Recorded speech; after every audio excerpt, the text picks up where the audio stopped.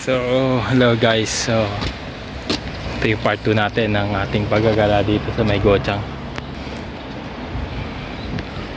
Ayan o. Kita nyo, lalaking tataas ng mga building dito. Usually, mga building na yan ay yung Hanaro Matsu.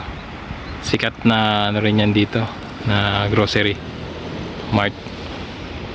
Yung mga building na yan guys, mga apartment yan dito. So yan ang mga, ito nga pala, ito yung pangalan, yan o, Wanggang River, Wanggangbu. Yan, yung pala yung tawag nila sa river na yan. Kala ko Han River, mali yata tayo doon.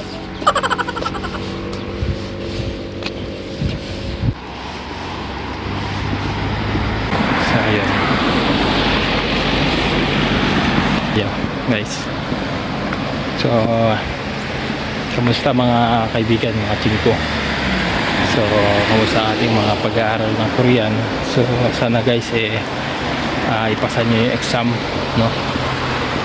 Lang ang ating hangad na mas maraming Pilipino, mas marami ang makaalam ng opportunity ng South Korea. Kasi malaking bagay ito guys. Kung para sa akin, yun ay own opinion, kung mag-abroad na lang kayo, mas piliin nyo na yung magiging sulit yung panahon, yung sacrifices nyo na lalo sa mga may pamilya katulad ko, yung sacrifices nyo na malayo sa mga anak nyo, diba? Napaka ano yun guys, napaka hindi birong senaryo yun sa ating buhay. So isa pa, tinatayaan natin yung ating buhay, diba? Kasi ang trabaho natin dito guys 3D. So kahit saan trabaho naman siguro guys, masasabi natin na mahirap, wala namang madaling trabaho, diba? So yun nga, kung mag-abroad na lang kayo, mamili kayo guys ng pag-a-apply nyo. At syempre mamili kayo ng legit, katulad nitong South Korea. Wala na kayong alinlangan dito guys, kasi ito ay government to government agreement ng Pilipinas at ng Korea. So hindi kayo ma-scam dito guys, walang scam dito. Tsaka speaking of scam, huwag kayo guys maniniwala sa mga agency na presyo may papasok kayo o may makapagtrabaho kayo sa Korea by applying on that kind of that said agency. Hindi totoo yun guys, kasi dito sa Korea walang agency dito. Yun nga, gaya ng sabi ko guys, ito ay agreement o government to government. So walang ganun, walang agency. Tapos nga, balik tayo guys dun nga sa sinasabi ko na yun nga guys, kasi sulitin nyo guys, mamili kayo ng bansa kung saan kayo una sa sahod ng malaki, ng tama, diba? Kasi maraming applyan hindi lang naman South Korea, marami. Yun nga guys, yun nga lang guys, huwag na kayong, kasi ano man lang naman ba yung qualification ni Korea. Ang kailangan lang ni South Korea is yung maipasa mo yung exam guys. Oo, maipasa mo yung kanilang exam, entrance exam. Yun lang yung pinaka main requirements ni South Korea guys, para tuloy-tuloy yung journey nyo dito, excuse me, yung journey nyo dito sa sa South Korea. Kasi iba dyan, pera, oo nga, pera kung wala kayong pera, di ba? Kung kapos kayo sa budget, katulad ko guys, may share ko lang dati before, bago ako na Korea, nag-apply na rin ako for Europe. Actually dapat balak natin dati mag-apply, magtrabaho sa Europe, which is dun sa Malta, na ano kasi yung bali yung kamag-anak namin sa Malta. So gusto kong sumabay sa kanya, gusto kong papunta rin doon. So nag-apply ako. Bali malaki nga lang guys yung placement fee pag sa Malta, sa Europe. Bali kailangan ko mag-provide ng 300,000 pesos. So dahil nga kapos tayo sa budget nun, wala tayong ganong kalaki, meron ako 60,000 lang. So dinown ko dun sa kamag-anak namin yung 60,000 ko kay Ate Jore, shout out niya kay Ate Jore, kay Kuya Alex, ay Kuya Rex, sorry, kay Kuya Rex na nasa Malta na, sa Europe.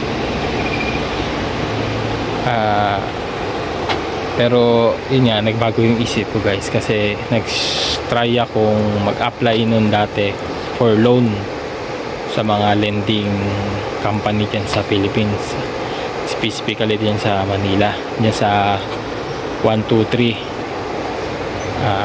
loan, 123 finance.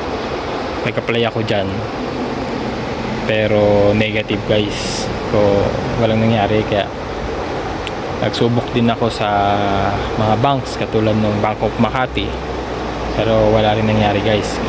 Schoolmate ko pa yung pinaka ano doon, nasa front desk, pero wala rin nangyari guys. Hindi ako naaprubahan kahit business loan na yung in-apply ko, wala guys. So hindi talaga ako meant to be sa Europe guys, kaya ganun siguro. Tsaka yun guys, wala akong pang placement fee na 300,000, meron lang ako yun nga 60,000. At bilang buti nga guys, naagapan ko, hindi pa ako na-interview na Maltese na mag-i-interview sa akin. Buti naisip ko agad na bawiin yung pera ko, 60,000. At fortunately nabawi naman natin, kasi bali sa kamag-anak lang naman natin na ano yung pera. Buti hindi pa naipadala sa Malta yung ating pera, kaya yun, nabawi pa natin yung pera natin. So hindi ako tumuli sa Europe guys. So hanggang dumating nga to si Korea, at dito ako talagang inano ng Diyos, ito talaga siguro yung destiny sa Korea. Kaya ngayon hindi tayo sa Korea, di ba? Pero okay guys, mas okay dito actually sa South Korea, kasi ang basic dito is 80,000. Oo. At ang kinikita ko dito ngayon guys is above 80,000, 85,000. So bali sa Europe kasi guys, ang sahod doon is 60,000 lang. Oo, so mas maliit siya. Lalaki lang yung 60,000 na yun pag magdo-double job ako, or mag-aalba ako doon, magsa-sideline ako. Okay guys, doon lang siguro lalaki yung pwedeng lumaki yung sahod ko. Kanya lang, hindi ka naka-stick sa isang trabaho. So after work mo doon, kailangan mo pa rin umarap ng isang sideline para kumita ka na mas malaki, diba? So yun, mas okay na rin dito sa Korea guys, kasi unang sa lahat Asian country. Sunod, malapit sa Pilipinas, 4 hours lang pwede kang sa Pilipinas ka na.